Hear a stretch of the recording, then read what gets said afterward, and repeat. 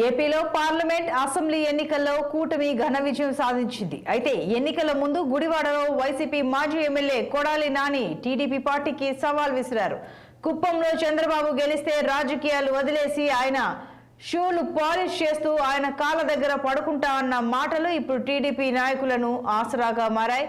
అయితే ఛాలెంజ్ చేయడమే కాదు, మాటకు కట్టుబడి ఉండాలంటూ టీడీపీ నాయకులు కొడాలి నాని ఎక్కడున్నా బయటికి రావాలంటూ ఫ్లెక్సీలు వేశారు.